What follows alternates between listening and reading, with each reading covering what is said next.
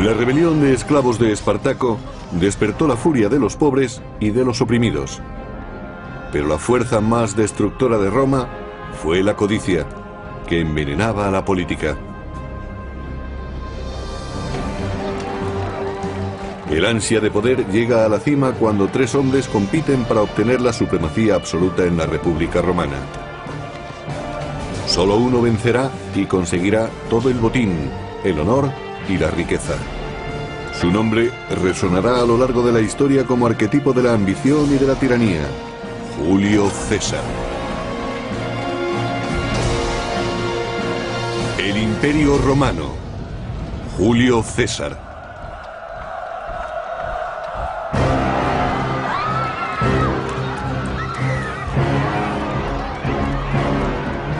Estamos a mediados del primer siglo antes de Cristo y la democracia se disuelve en la República de Roma. Son tiempos revueltos y de violentos levantamientos políticos. La gente presenciaba a diario derramamientos de sangre y muertes. El asesinato era tan importante como las urnas. La violencia no debía de ser el medio para decidir las grandes cuestiones políticas y el destino del país. Pero la violencia engendra violencia, y en la Roma de los tiempos de César casi reinaba la anarquía. Ese fue el atribulado mundo en el que creció Julio César. A los 16 años murió su padre, y César tuvo que abrirse paso en la vida. Julio César descendía de una de las familias más distinguidas de Roma. Pero cuando nació, en el año 100 a.C., su familia no era tan rica y poderosa como la leyenda afirma. Julio César quería recuperar para su familia la gloria y la posición preponderante que, según se dice, habían tenido sus antepasados. Siendo adolescente y yendo por mar a estudiar a la isla de Rodas, César fue secuestrado por unos piratas que pidieron rescate por él. Eran los mayores piratas y traficantes de esclavos del Mediterráneo. Hicieron prisionero a César y pidieron un rescate. Se tardó en reunir el dinero y pasó mucho tiempo con los piratas. Enfrentándose a aquellos asesinos, el joven César demostró ser algo más de lo que sus captores pensaban. César no era un romano corriente y no se dejó asustar. Los piratas eran una gran amenaza para la aristocracia, pero demostró que incluso ante el mayor de los peligros él sabía salir victorioso. César consiguió la libertad y los piratas acabaron ante la justicia romana y fueron crucificados para servir de alimento a las aves carroñeras. En el año 65 a.C. y con 30 años de edad, César era un experimentado soldado. Fue enviado a la provincia romana de Hispania para reprimir una peligrosa banda de rebeldes.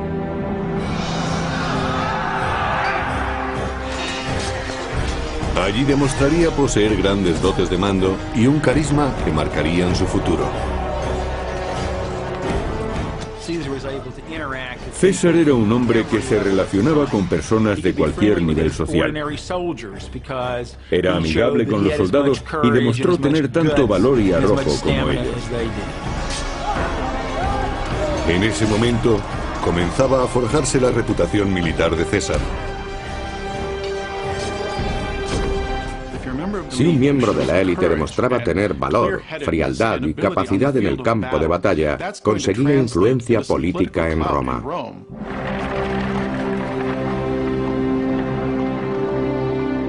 De vuelta a Roma, César se dedica a la política y utiliza su creciente popularidad para ganar las elecciones a cónsul.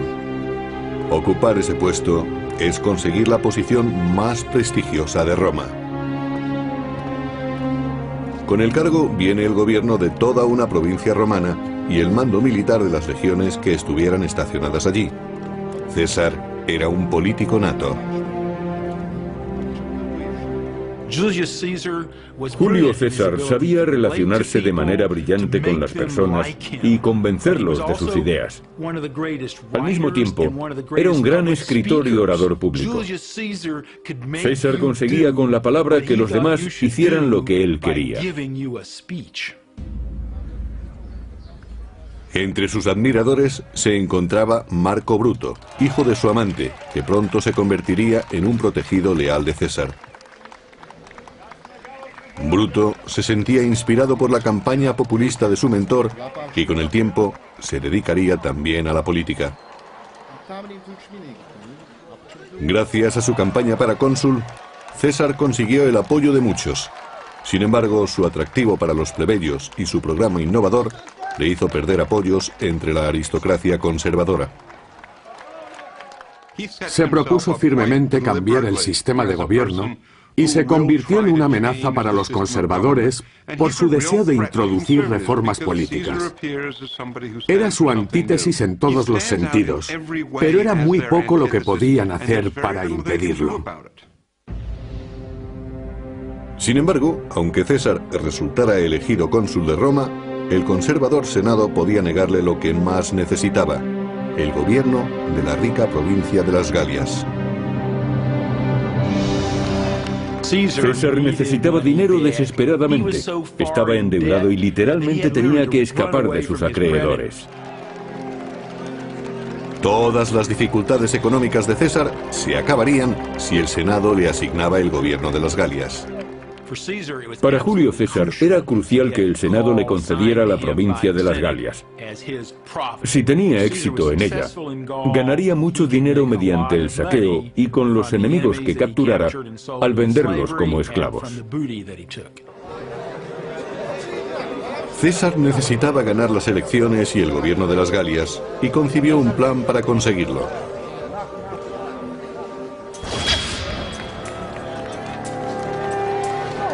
En la brutal arena política de Roma no se debía luchar solo. Y César se reunió con dos de los hombres más poderosos de la República. Uno era su viejo amigo Craso, el hombre más rico de Roma, que había financiado la campaña política de César. El otro era el celebrado general Cneo Pompeyo Magno, conocido como Pompeyo el Grande.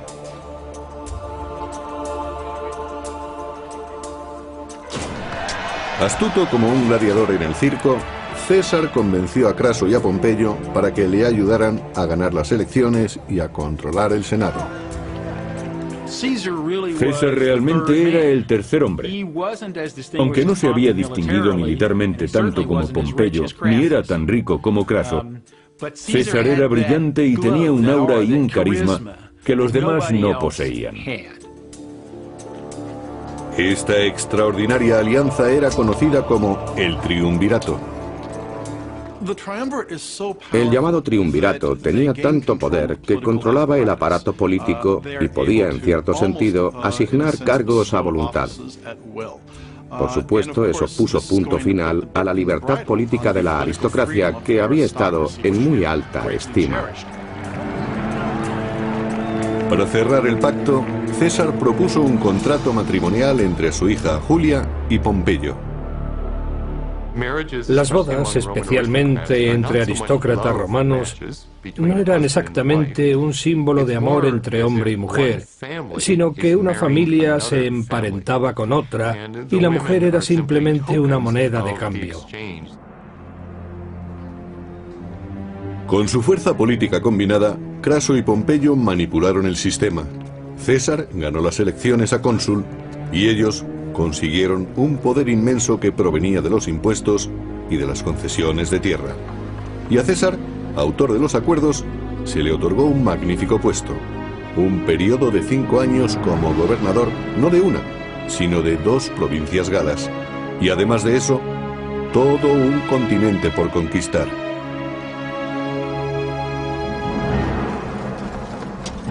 César se dirigió entonces hacia el norte en busca de gloria y de oro. Al mismo tiempo, una desesperada horda de bárbaros se desplazaba hacia el sur, directamente contra el ejército de César, para invadir territorios romanos.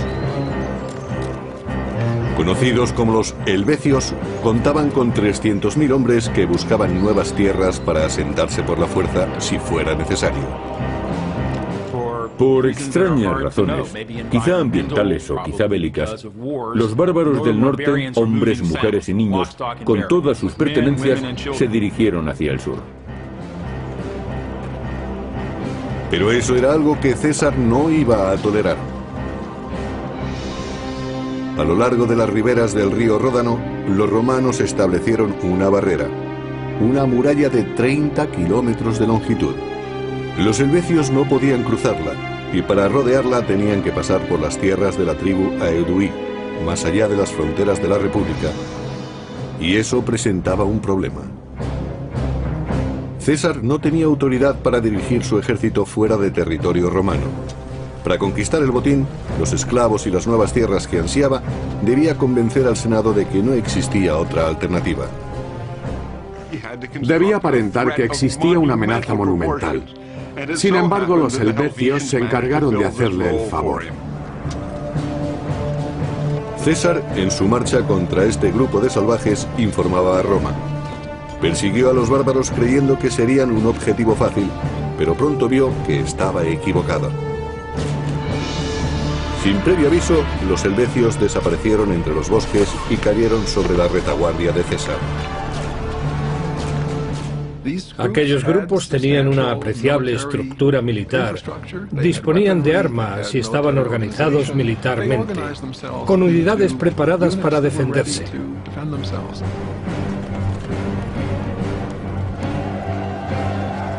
A pesar del caos del momento, César encontró un lugar adecuado para combatir, la ladera de una colina donde dispuso sus tropas. Supo situar a sus hombres en una posición con grandes posibilidades de vencer. No quiso correr muchos riesgos. Aunque tenía tendencia a exponerse, siempre ocupaba posiciones en las que el enemigo tenía que luchar en desventaja.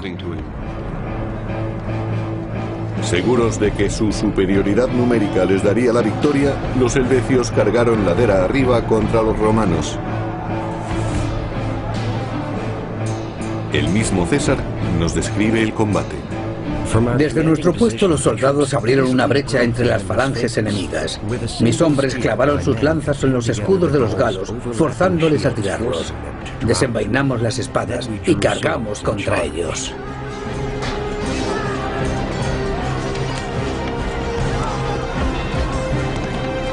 Los romanos parecían dominar la situación, pero los helvecios seguían siendo 5 veces más numerosos.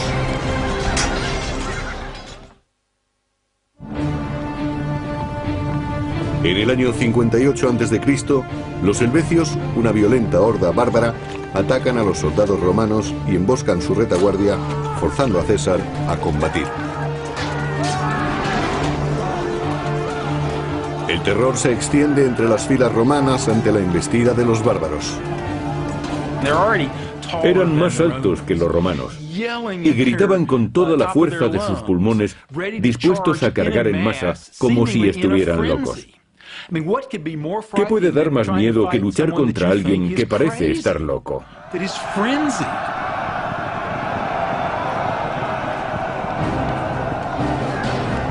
Aunque eran menos, los romanos se encontraban en una posición superior. Cuando la batalla empezó a inclinarse a su favor, mataban sin piedad a los helvecios, como si quisieran borrarlos de la faz de la tierra. El genocidio era aceptable en aquellos días, incluso preferible, porque ¿cuántos germanos quedarían en Italia tras el levantamiento de Espartaco? ¿200, 400, 500.000? Habían demostrado lo que una masa de esclavos desesperados podía hacer contra Roma. La mejor estrategia era muy sencilla: exterminarlos. Pero algunos escapan. Y siendo César un experto manipulador, hace surgir el fantasma de una invasión germánica para conseguir el apoyo popular de Roma.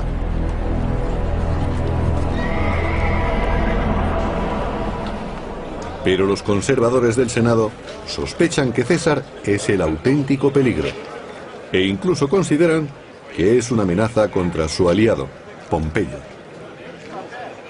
Empezó a temerse que ocupara el puesto de Pompeyo, el máximo dirigente de Roma. La diferencia entre ellos era que Pompeyo apoyaba el orden político establecido, mientras que César siempre manifestaba que quería cambiarlo. La tensión embarga la ciudad. Los conservadores tratan de convencer a Pompeyo de que rompa con César, pero es demasiado tarde. Su nueva esposa, Julia, hija de César, ha absorbido completamente al gran general.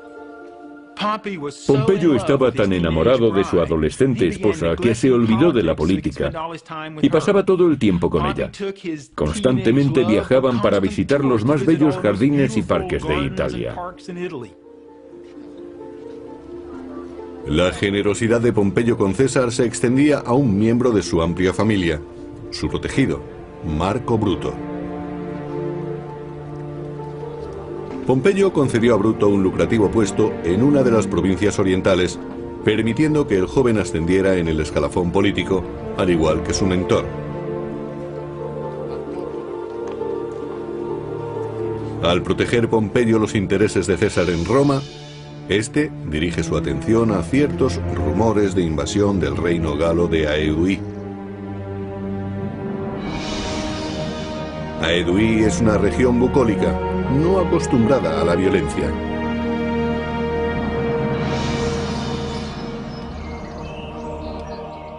La mayoría de ellos pasaba el tiempo realizando actividades no militares. Se dedicaban a la agricultura, a construir sus casas, a hacer sus ropas y a cuidar de sus hijos.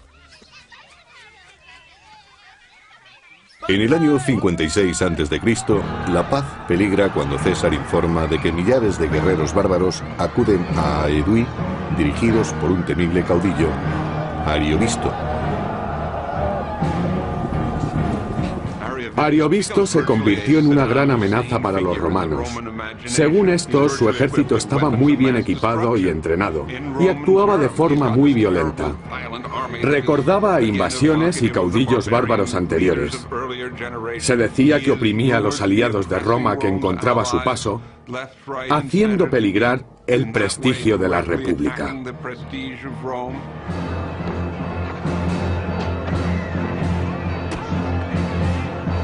Tal agresión, según César, no debía ser tolerada.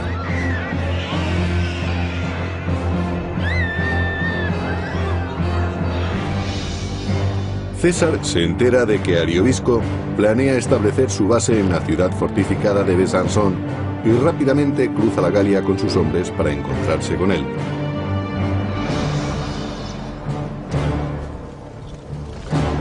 Según el famoso biógrafo clásico Plutarco,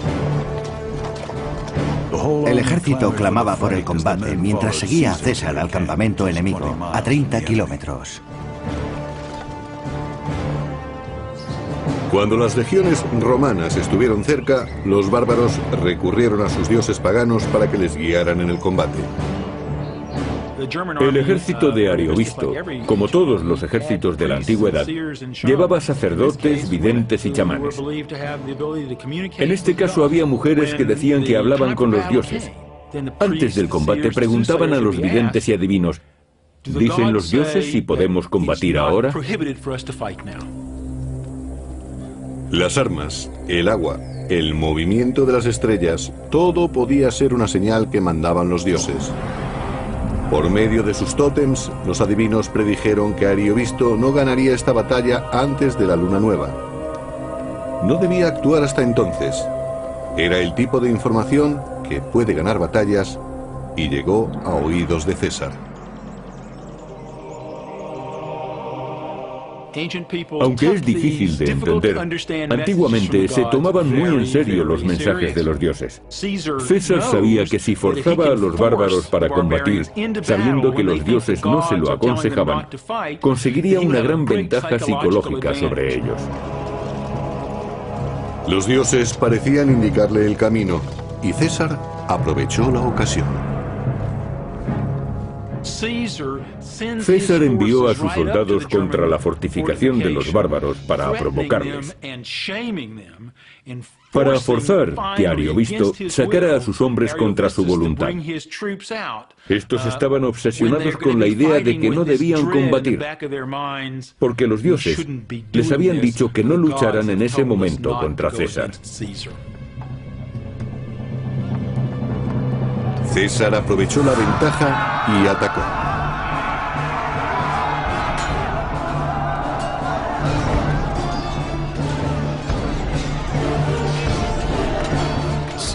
César no reparaba en eliminar personas. Tras la batalla contra Ariovisto, presumió de matar 80.000 bárbaros, incluidas 2 de sus mujeres y una hija, además de capturar otra de sus hijas. Ariovisto pudo escapar y marchó a Germania, dejando a César dueño de las Galias.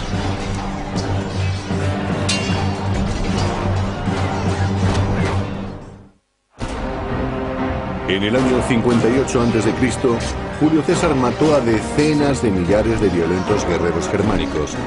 Su caudillo, Ariovisto, huyó sin honor, perdiendo el dominio de las Galias.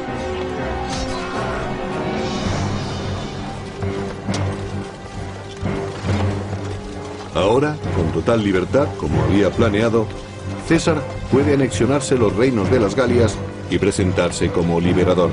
Sin embargo, algunos no dieron la bienvenida al gobierno romano. Perdieron su independencia política. Eso puede que no importara a algunos de los elegidos. Los jefes en particular obtuvieron todo tipo de beneficios políticos y materiales. Pero sabemos que a mucha gente no le gustaba ser gobernada por extranjeros. En los 3 años siguientes, César abandonaría su disfraz de protector. No solo sometió a las tribus bárbaras del norte y del oeste, sino que cruzó el Rin y el Canal de la Mancha para invadir Germania y Britania. Fue el primer romano en hacerlo. Informando y promocionándose al mismo tiempo, César enviaba a Roma los emocionantes relatos de sus conquistas.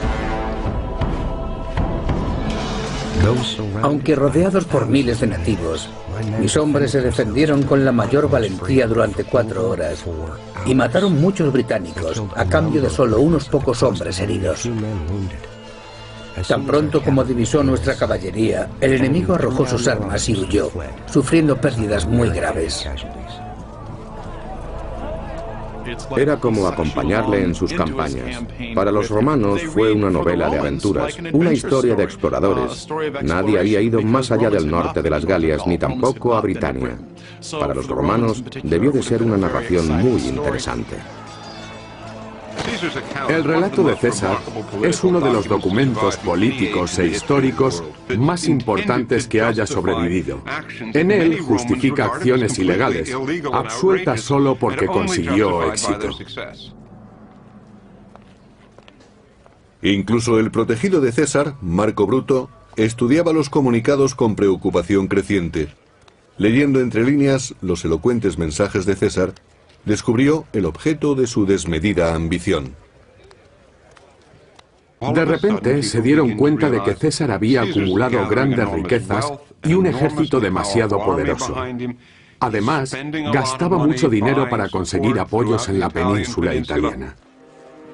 Bruto estaba preocupado por su posición política. Cuanto más poderoso fuera César, menos poderosa sería la aristocracia. Los líderes conservadores se comprometieron para detener a César. Los aristócratas romanos temían que uno de sus miembros destacara y se comunicara directamente con el pueblo sin el consentimiento de la clase dirigente. Siempre tuvieron miedo de que alguien perturbara el orden establecido, siempre favorable a conservar su riqueza y posición. Para detener la creciente amenaza, César tuvo que pedir un favor a su antiguo aliado Craso. Él era el único que no temía su creciente popularidad. Su inmensa riqueza le aislaba de los devaneos políticos. Mediante sobornos y astucia pudo contener a los enemigos de César y volvió a ganar otro periodo consular y un mando militar, el primero en casi 20 años.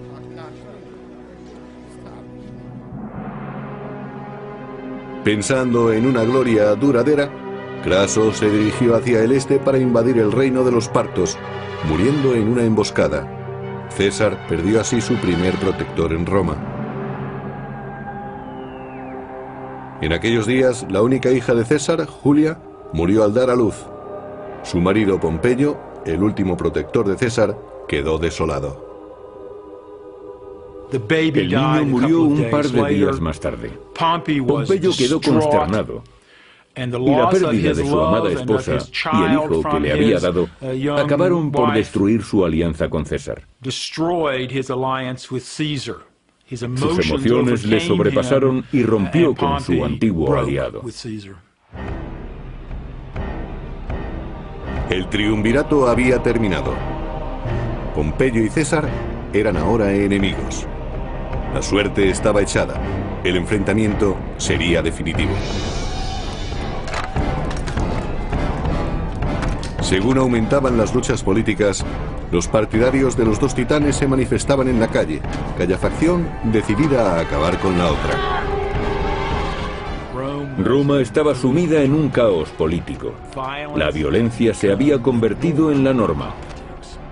En las campañas políticas, las distintas bandas peleaban hasta en la calle. En medio de aquel desorden, el edificio del Senado, la sede del gobierno de Roma, ardió hasta los cimientos. La situación en la ciudad era desesperada. También en las Galias el ambiente se volvió peligroso para César. Un carismático caudillo llamado Vercingetorix arengaba a los galos en su región de Auvergne para levantarse contra los romanos.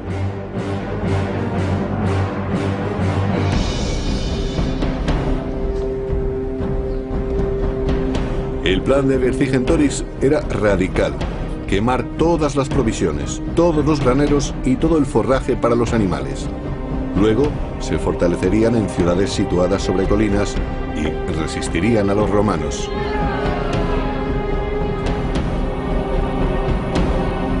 Cuando sus posesiones estaban en llamas, la solución debió parecerles a los galos demasiado peligrosa. Sin embargo, su sacrificio sorprendió y alarmó a los romanos. Vercingetorix trataba de destruir la logística del ejército romano. Alimentar a los soldados era un gran problema, y cuanto más se alejara César persiguiendo a los galos, más tendrían que racionar sus provisiones, que a su vez resultarían más fáciles de cortar para conseguir que las tropas pasaran hambre. Con las reservas de comida descendiendo rápidamente, los romanos solo tenían dos alternativas: quedarse y pasar hambre o retirarse. Pero César nunca pensó en retirarse. En el año 52 a.C., un valiente guerrero llamado Vercingetorix animó a su gente a sublevarse contra Roma y quemar sus graneros y sus fuentes de aprovisionamiento. Hacia finales del invierno, los romanos tuvieron que elegir entre el hambre o la victoria. Pero ahora había vuelto la primavera. César arengó a sus tropas y atacó a Vercingetorix y sus hombres. Entre los lugartenientes más próximos a César estaba Marco Antonio.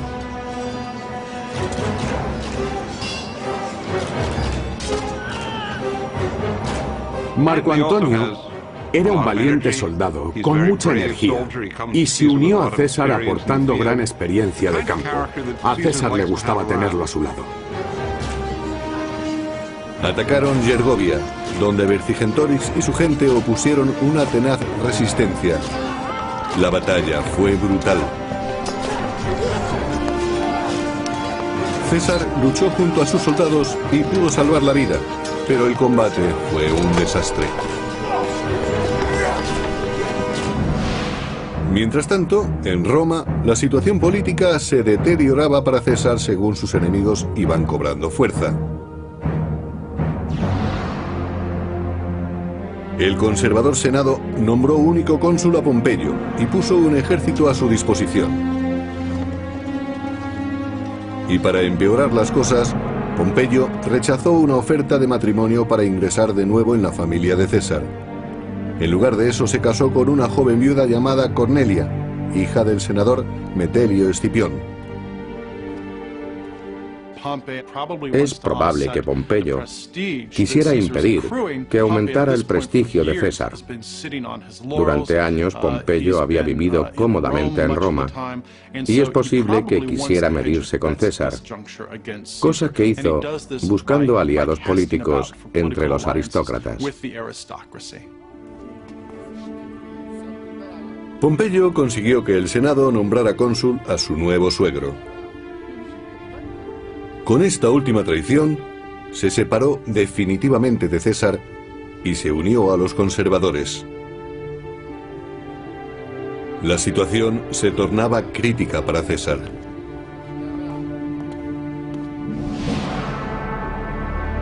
Debía salvar las Galias o perder su prestigio para siempre. Persiguió a Vercingetorix hasta la ciudad fortificada de Alesia y allí mandó cavar una trinchera doble. Una para asediar a los habitantes de Alesia y otra para protegerse de los posibles refuerzos. Construyó una maravillosa estructura defensiva, con unas lanzas hechas con troncos y ganchos clavados en tierra. Luego, de forma coloquial, llamaron lirios a unos fosos de 1 metro de profundidad que tenían unas estacas de unos 8 centímetros sobresaliendo del suelo. Fue una obra sensacional. La hicieron solo con las manos y se ayudaron con picos. La arena la retiraban con cestos de mimbre. Pensemos en 15.000 hombres cavando día tras día y empleando solo su fuerza. El resultado fue extraordinario, pero debieron de acabar extenuados. Vercingetorix y su gente empezaron a pasar hambre y a desesperarse. Las cosas marchaban tan mal para los defensores de Alesia que se quedaron sin comida. Pero cuando iban a rendirse, la peor pesadilla de César se convirtió en realidad.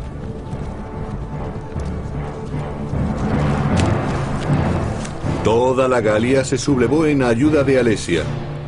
200.000 bárbaros de refuerzo marcharon contra los romanos.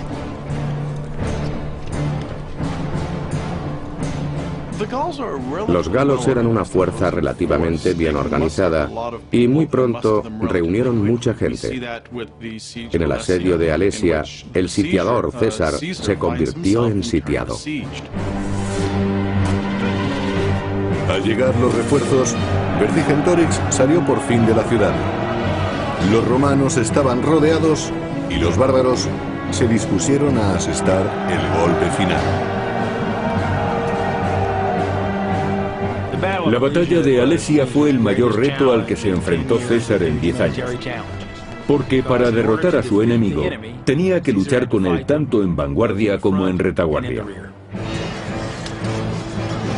Solo las tropas más veteranas podían resistir aquel asalto. Había que estar psicológicamente preparado para enfrentarse al enemigo y matarlo con una espada de medio metro. Para conseguirlo, se luchaba cuerpo a cuerpo y resultaba igual de sencillo morir que matar. En su relato de la guerra de las Galias, César nos describió la batalla.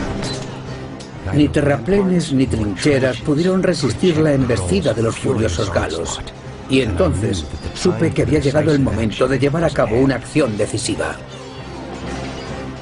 Tenía una gran lucidez, hasta el punto de que cuando sus hombres perdían el control, los cogía por la garganta para que siguieran combatiendo. Mantenía la cabeza fría ante el peligro. Los galos vieron a la caballería a sus espaldas y unas cortes de refresco que avanzaban hacia ellos. Rompieron sus filas y huyeron, pero nosotros los perseguimos. En el año 52 a.C., en los campos cercanos a Alesia, murió el sueño de una Galia independiente. Vercingetorix se rindió a César y gran parte de la Europa del norte pasó a formar parte de Roma. Las campañas de César fueron muy importantes porque ampliaron Roma desde el Mediterráneo hasta la Galia central y del norte. Sus dominios llegaban hasta Germania y Britania. Ahora Europa del Norte se encontraba dentro del Imperio Romano. Y a largo plazo llevar las fronteras mucho más allá del Mediterráneo como hizo César tuvo una gran repercusión. Ahora victorioso, César podía regresar a Roma. Había eclipsado a todos los demás nobles, incluido Pompeyo. Después de casi una década de victorias militares en las Galias, César quería regresar a Roma para recoger su recompensa y ser reconocido por todos como su máximo dirigente. Pero sus rivales le odiaban y le temían a la vez, sobre todo porque los había relegado a la sombra. En el año 49 a.C., muchos aristócratas romanos insistieron en que César dejara el ejército y volviera a Roma, pero él siempre lo evitaba. César sabía que si disolvía su ejército y regresaba a Roma, sería asesinado por sus rivales que le odiaban por sus éxitos y sabían que no podrían detenerle debido a su popularidad. César caminaba literalmente sobre la cuerda floja. César y sus enemigos iban a tener un duro enfrentamiento que nadie podía impedir. En el año 50 a.C., Julio César no tenía rival en Roma.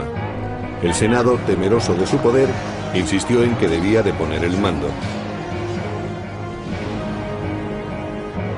Furioso, César condujo su ejército hacia el sur, preparando una invasión a Roma, y se detuvo en la frontera ante un pequeño río, el Rubicón.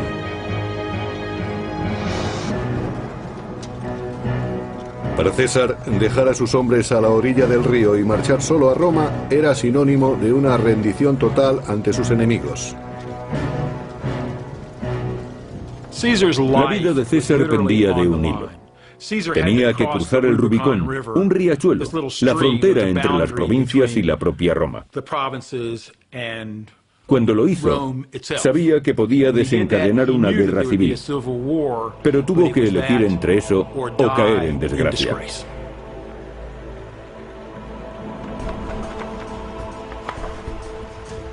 Una facción en la lucha por el poder era la de César, curtido a lo largo de una década de campañas con un ejército que tenía una fe inquebrantable en él. Su dedicación era absoluta. Por otra parte estaba Pompeyo. Su ejército estaba repartido por toda Italia y su lealtad era dudosa. Mientras, la popularidad de César en Roma estaba en la cima. La población romana consideraba a César como un dios que regresaba a casa. Los soldados se apuntaban en masa a su ejército. No tenía oposición. Los que le temían huían en oleadas hacia Roma, convirtiendo la ciudad en un caos donde la gente estaba presa del pánico. El pueblo de Roma amaba a César y salía a la calle esperando su regreso con impaciencia. Pompeyo reunió al Senado y marchó a Grecia, donde contaba con grandes apoyos. El general pudo ganar así un valioso tiempo.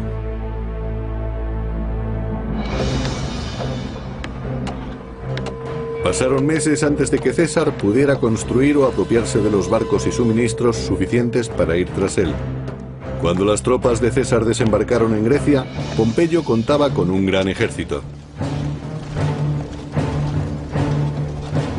En enero del año 48 a.C., en Farsalia, los dos personajes más importantes de Roma se enfrentan a una trágica guerra civil. Pompeyo dispone del doble de soldados que César, pero los de este están armados con una poderosa arma, la confianza. Pompeyo tenía que luchar o rendirse. Así hacía César las cosas. Además, sabían que siempre situaba a sus hombres en una posición con grandes posibilidades de vencer. Disponía de un ejército muy bien entrenado, que se compenetraba a la perfección, por algo los llamaban veteranos. Se habían convertido en una fuerza muy efectiva, acostumbrada a combatir. En Farsalia, los largos años de campaña de César dieron sus frutos. Sus tropas destruyeron totalmente al ejército enemigo. El mismo Pompeyo tuvo que escapar. César lo persiguió hasta Egipto, pero fue demasiado tarde. El gran Pompeyo cayó en una trampa y fue decapitado por forajidos egipcios. La cabeza fue enviada a César.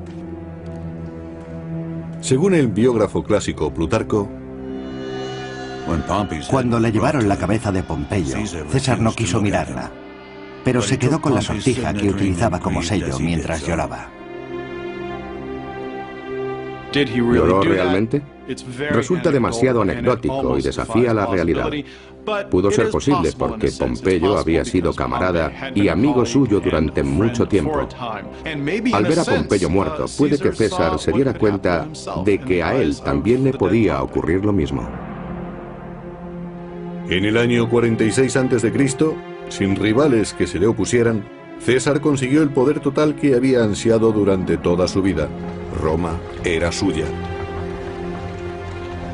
César se dispuso a reconstruir la ciudad, cambió las leyes de los impuestos y estableció nuevas colonias. Se convirtió en el primer dirigente romano en concebir un imperio. César se convirtió en el nuevo Estado que sustituyó a la República. Era una visión previa de lo que iba a ocurrir en Roma con los emperadores, pero lo hizo de tal manera que parecía despreciar las tradiciones republicanas. En consecuencia, se aisló de los demás. No queriendo compartir su mandato con nobles inferiores, se proclamó dictador de por vida. Sería el nuevo rey de Roma. Se temía que si César se convertía en rey, desapareciese para siempre el derecho del pueblo a elegir y a expresar su opinión. La furia contra la tiranía de César rezumaba como veneno por el Senado. Incluso el protegido de César, Marco Bruto, fue persuadido para que lo traicionara. Bruto era un hombre complejo y francamente no muy atractivo. César lo había convertido en su gran acompañante y le había ayudado en su carrera política. Pero Bruto no soportó estar siempre en segundo plano. Además tenía una visión muy romántica de sí mismo. Se consideraba defensor de las libertades. Por eso dirigió la conspiración contra César. Finalmente, en el año 44 a.C., en los idus de marzo, 40 conspiradores conducidos por Bruto en nombre de la libertad decidieron tomarse la justicia por su mano. Según el historiador clásico Suetonio, 23 dagas le fueron clavadas a César. No emitió un solo gemido después de la primera puñalada, aunque algunos dicen que cuando vio a Marco Bruto asestarle la segunda, se lo reprochó en griego diciendo: ¿tú también, hijo? Muchos de ellos eran amigos suyos, algunos desde hacía tiempo. Es posible que estuvieran resentidos por haber abolido la tradición más querida de la República, de que un solo hombre no podía ser el máximo dirigente de Roma. Pero seguramente los celos, la pasión y puede que el deseo de recuperar las libertades tuvieran también algo que ver.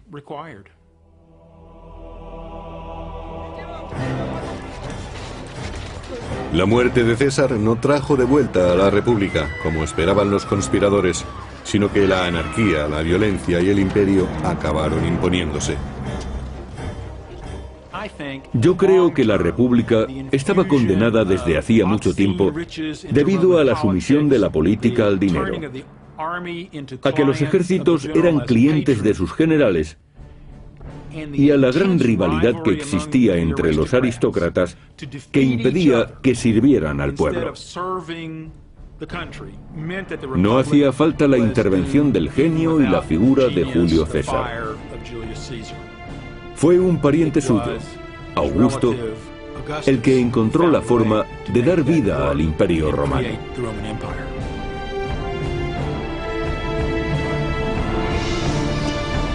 La era de los emperadores había comenzado, y con ella la de sangrientas conquistas, brutales represiones y guerras sin fin.